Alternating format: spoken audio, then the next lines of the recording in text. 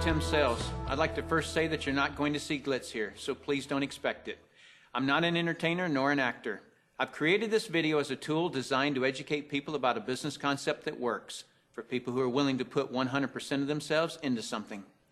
See, it takes 200% to be successful in business. 100% must come from you. 100% must come from the business vehicle that you've chosen.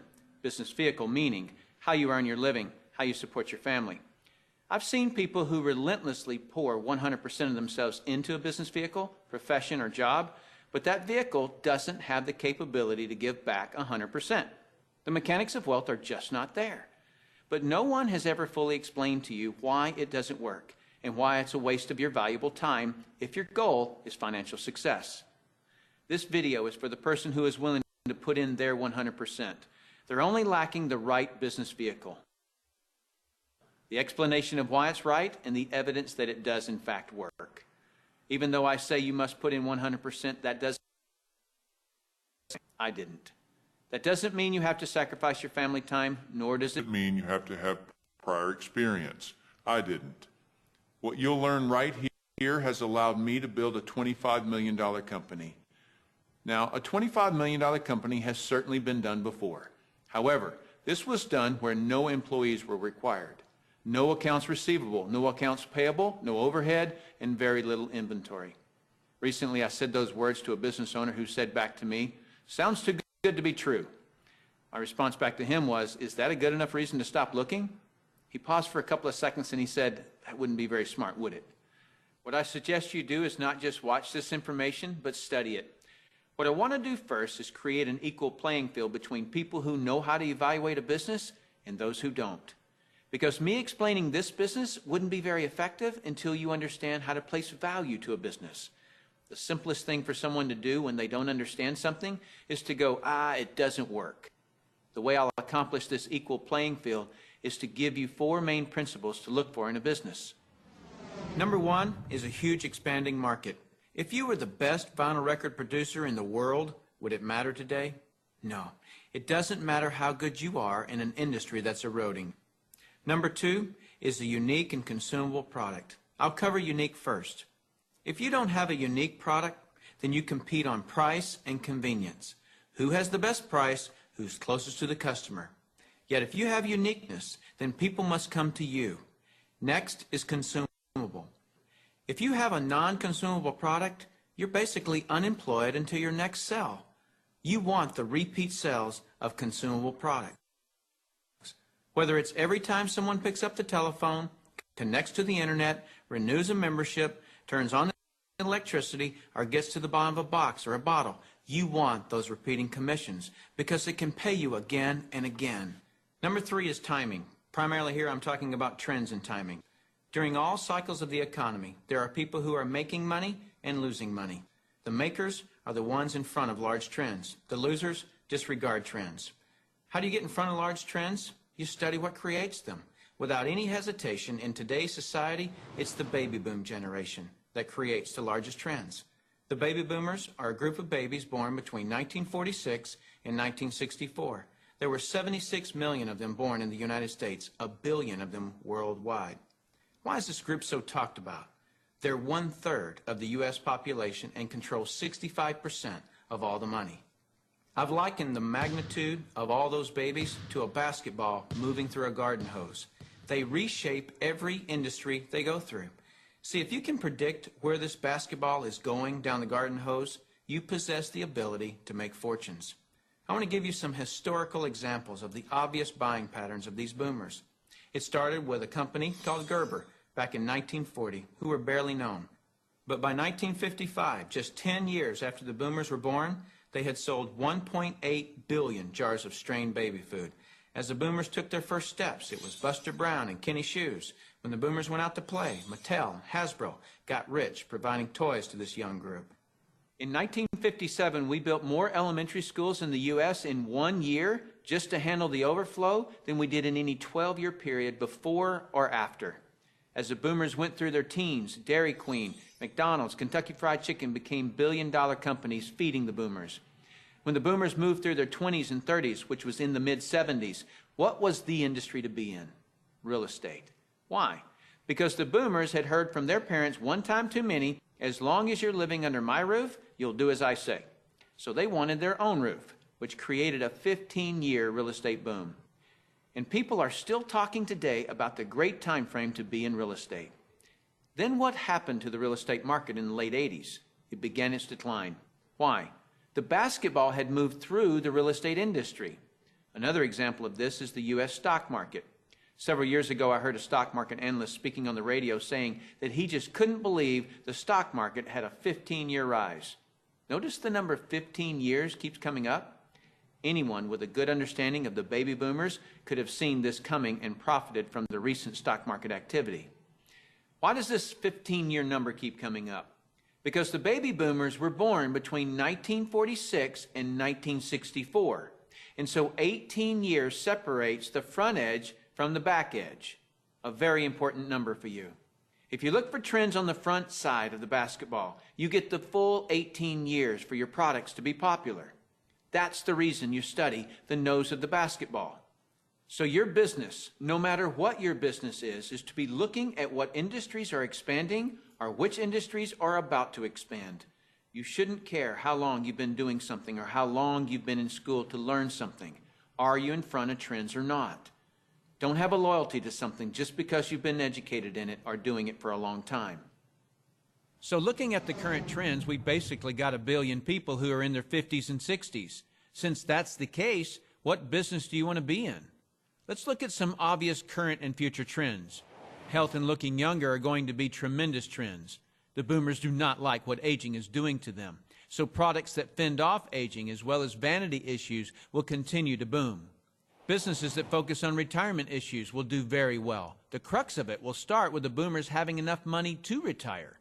Businesses that offer ways to make money will obviously flourish. Legal matters such as wills and estate planning will become large trends. Efficiencies will also grow. The television was too far away from the couch for the boomers, so they invented the remote control device. Today, they have their entire library of books and music in their cell phones. The boomers have always been enamored with technologies that make life easier. These technologies will actually create industries. For example, the computer created the need for antivirus software. The internet has created a need for identity theft protection and firewalls. But there will be many additional industries created by the computer and internet technologies. It is the computer plus the internet that made the iPod, iPad, and iPhone possible. As a side note, the baby boomers are not the only trendsetters. They are just the largest and have most of the money. As the world becomes one, the international market will play a big role, as well as the group born just after the baby boomers that are known as Generation X. But remember, the boomers control 65% of all the money. So when a bright Generation X person creates a great new product or service, they must make it simple enough that a baby boomer can understand it. Otherwise, that product will not reach mass acceptance. Those are some of the big trends. So if you want to be brilliantly compensated, you must focus on industries and companies that have positioned themselves in front of these trends. All right, let's move forward. Number 4 is leverage. I'm going to spend some time on this one because we're not really taught this in our society. We're taught to go get a good education, build a resume, and exchange our expertise for someone's dollars. The problem with that is if we're not exchanging our expertise, we're not making any dollars. So vacation time is costly. A walk around the golf course, costly. Family time, although extremely important, is costly. I'll define the word leverage as an increased means by which to attain something. One form of leverage is investing $5 million and earning 10% interest, which will yield you about 41 grand a month in income. So whether you're enjoying family time or playing golf or vacationing, you're still enjoying 41 grand a month in income. You're leveraging off your money. That's a leverage everyone would love, but very few have it. Let me explain another kind of leverage that's available to everyone, including yourself. Incidentally, if you get nothing more out of this video than a better understanding of this little simple concept I'm going to explain, you'll have gained something very valuable for watching it. Imagine, if you will, you own a company. You employ just one person, me. I work for 8 hours on Monday. You work for the same 8 hours on Monday that I do. Now listen closely. You get paid on 16 hours worth of work because you take a portion of my productivity as income back to yourself. You're leveraging off my efforts because I'm your employee. So theoretically, the more employees you have working for you, the more leverage you have. However, have you ever had employees? If you have, you know that in theory, hiring employees sounds great, but it's very difficult to reach leverage through employees. I've heard it said that if you have one employee, you have one headache. If you have 100 employees, you run an adult daycare center. And the reason being is this: no employee will ever work as hard for your company as you will, because they don't own it. Here's my rule of thumb for reaching true leverage.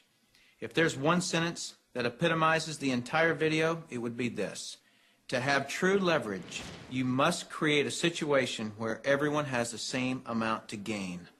Only then do you have true leverage. Let me give you an example of this type of leverage. Let's say that I'm a real estate broker, and I hire an agent named Robert. Robert goes out and sells a building. Robert earns a percentage of the selling price of the building, and so do I, the broker.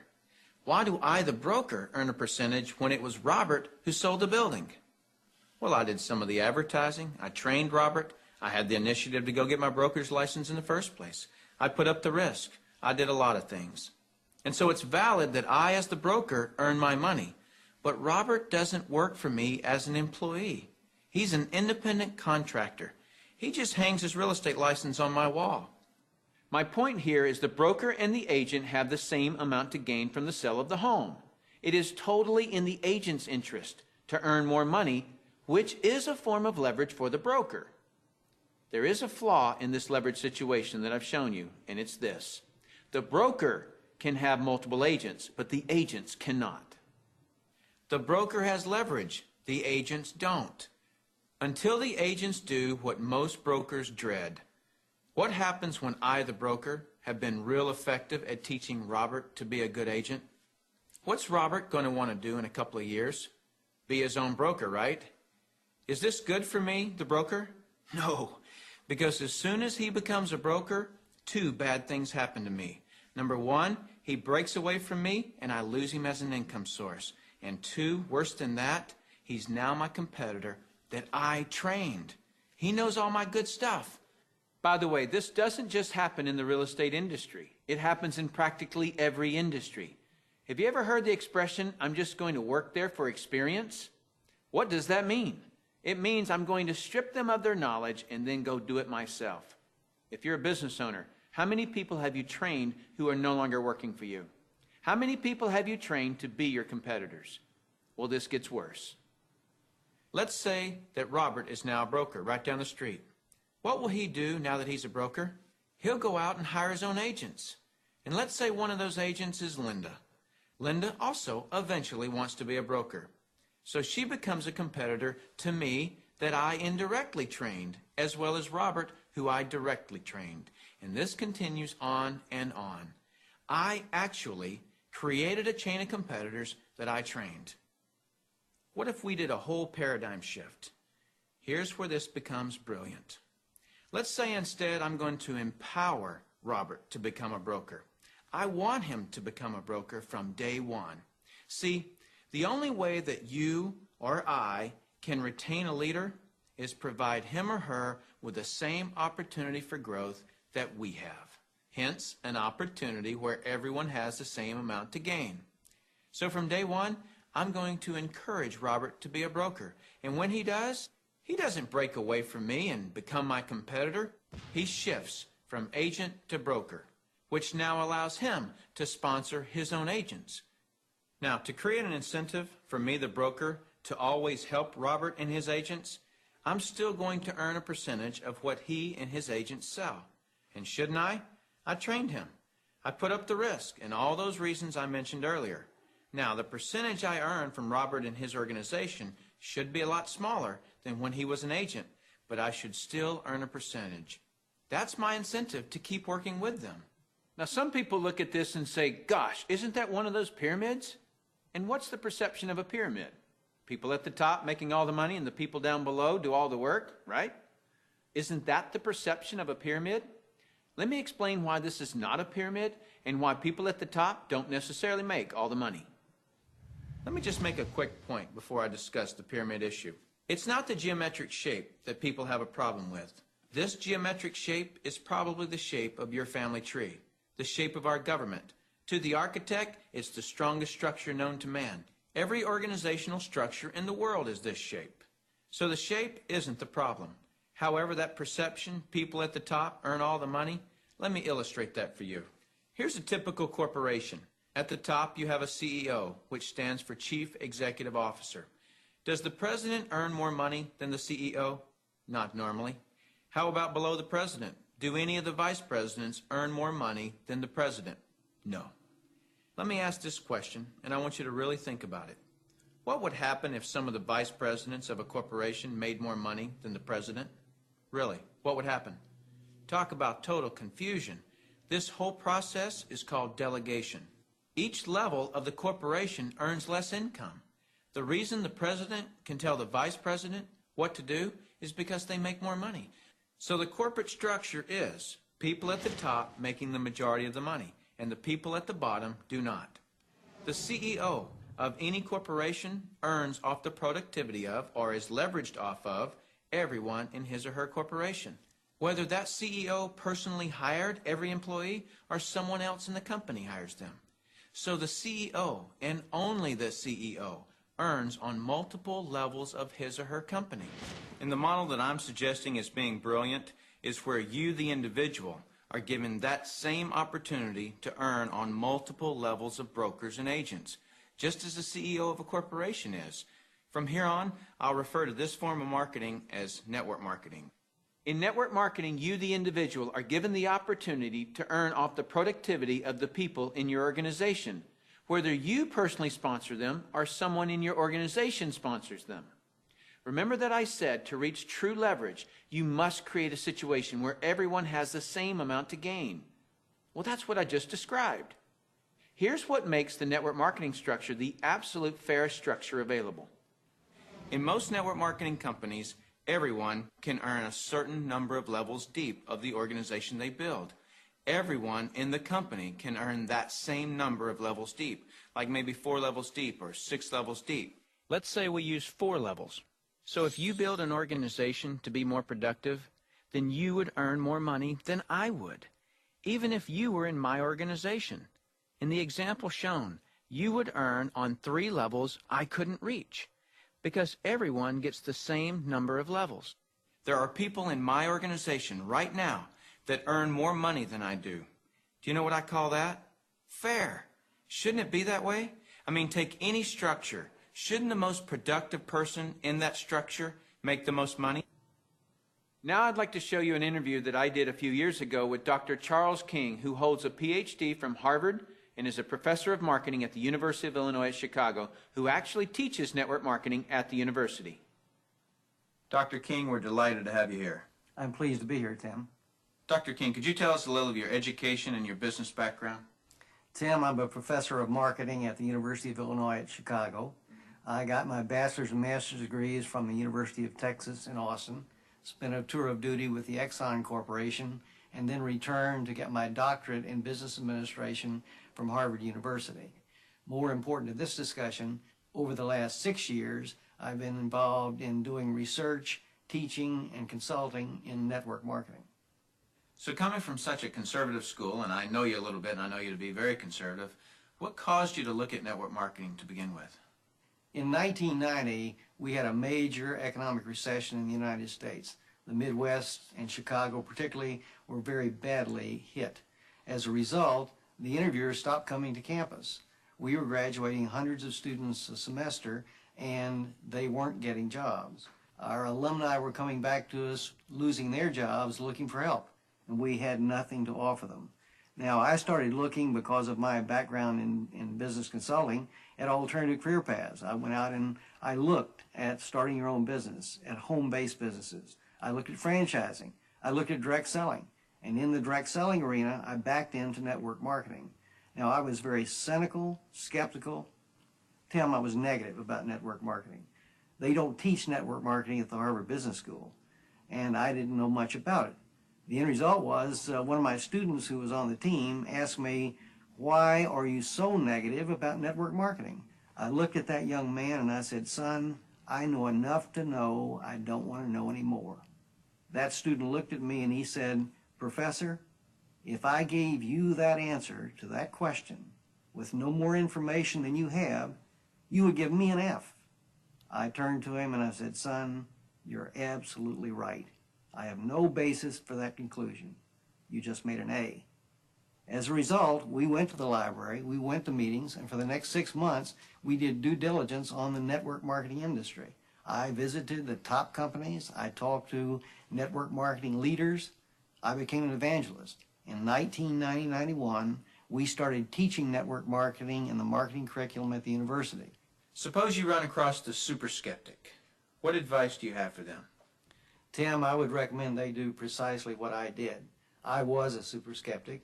I did my due diligence, I investigated the industry, and I drew my own conclusions. I strongly recommend that you do your due diligence and then begin to define precisely what role you want to play in the network marketing industry. Set realistic expectations. If there's a single cause for failure in this industry, it's the get-rich-quick syndrome, thinking that you can come into the industry and make enormous sums of money with no work. I argue, by contrast, that if you set realistic expectations, you develop a plan of action to guide your business development, you can be successful. And that's coming from a Harvard Business School graduate who was a true skeptic, but through due diligence, he learned the truth. Warren Buffett owns a network marketing company. If you don't know who he is, he's typically listed in the top 5 richest people in the world. He created his wealth by investing in and buying the highest quality companies. Why do you think Microsoft or AT&T, Gillette, Colgate, Citibank, IBM, Toyota, Xerox, Texas Instruments, General Motors, General Electric, AOL, Oracle, Sun Microsystems, Coca-Cola, and many others distribute some or all of their products and services through network marketing? They use this method to distribute products because network marketing is a very efficient model to distribute products and services. These large corporations are firm testimony to the industry's success and credibility. This confirms what Professor King was saying about that the industry has come of age and is now a true profession. The reason so many people are coming into network marketing is because people want control of their life. They want a quality of life, and network marketing truly offers that. I hear people all the time complaining that they are too busy or don't have enough time. People act as though time owns them instead of them owning time. Have you ever noticed that there are people who, with 24 hours, earn $10,000 a year, and there are people in the same 24 hours who earn $10 million a year? Let me explain the difference. I've heard people say this phrase: it's easier to just do it myself than try to get other people to do it. Whenever I hear that phrase, I know that person just nailed their feet to the floor. All they can do is expend their time, not invest their time. Here's a secret. Wealth is hidden from those who must do it all themselves. Wealth exposes itself to those patient enough to train others. When you understand the power of educating and empowering others so that you get more done, you're truly on your way to wealth. Now, with that understanding of the importance of training others so you get more done, look at network marketing, and you'll see why I call it brilliant compensation. In network marketing, what you teach and train others to do is duplicate what you do, which is to find and train others. This is actually multiplying you. That's why I say, next to your spiritual growth and your family, there is nothing in the world you can do that will reward you better than investing your time in network marketing. I'd like to cover one last thing in closing, which I feel is one of the most important points for you to fully understand the value of network marketing. Let me illustrate something to you that is so profound. What's the maximum number of hours you could work in a day? 24 hours, right? So if you didn't sleep all day, you could work 24 straight hours. What if you didn't sleep for a whole year? You could actually work 8,760 hours in 1 year. But that's the maximum number of hours you could work in a year. I have 56,000 people in my organization worldwide. Well, let's suppose that all 56,000 people work just 1 hour out of a year. 56,000 people times 1 hour each equals 56,000 hours of work that I'm being paid on. Well, for most people to earn on 56,000 hours of work, they'd have to work for over 6 years, 24 hours a day without sleep to put in the same amount of hours that I could in 1 hour a year. Let me throw in something really ridiculous. Suppose all my 56,000 people worked 1 8-hour day in a year. 56,000 people times 8 hours is 448,000 hours I'm being paid on. Well, it would take most people working over 51 years, 24 hours a day, to do what I could do in 8 hours a year. 8 hours in 1 year versus 51 years working 24 hours a day? Doesn't seem fair, does it? It's definitely not fair. What's not fair is that you haven't understood this until today, and other people have. But now that you understand it, take responsibility for it. Don't go running and try to create reasons why you can't do this. You can do this. I don't say any of this to impress you. I don't need to impress you. This is an educational-only video. My purpose in creating this tool is to contribute back to that woodpile that so generously gave to me. Because network marketing has given me a lifestyle I previously couldn't have imagined. And because network marketing has given me total financial and time freedom, I feel it my responsibility to explain the industry in an understandable way. So I say all of this only to impress upon you that the difference between the wealthy and everyone else is leverage. You've got to understand that. And nothing gives you, the individual, leverage in such an ethical way like network marketing can. So go get a pad of paper. Write down what you really want in life. Then call the person who gave you this video and tell them whether you're an A, B, or C. C is see you later. No thanks. That's fine with us because your relationship with the person who gave you this video is more important to us than anything. Or you're a B. A B is I may be. I want to first explore the product. If that's you, then do that. Don't procrastinate. The number one killer of financial success is procrastination. People just putting it off until tomorrow, and they've somehow convinced themselves that they'll actually do it tomorrow. You know what I'm talking about. As soon as I'm done with this project, then I'll have more time. Or as soon as little Jimmy gets back to school, then I can, and they never do. If a person has an excuse, they have all they need to fail. Don't let that be you. Get your product today. Or you're an A, and that means absolutely. No, you don't have all your questions answered, but you see enough to start and begin your training. Very well done to you in your ability to make a decision. If it's late at night and you just watch this, don't be concerned that the person who gave this to you is sleeping right now. They'll be up. And if they're not, wake them up. Tell them, hey, now that I understand this thing, I can't sleep. And if I can't sleep, you're not going to sleep. Believe me, they'll appreciate that call.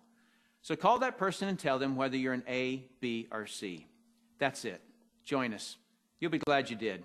Now is the right time, the smart time. Thank you for taking the time to view this video. I hope it's been educational to you. What I really hope is that you'll put this information to good use. Next, you'll see some common questions that you can interact with. I look forward to working with you, should our paths cross. I'm Tim Sales.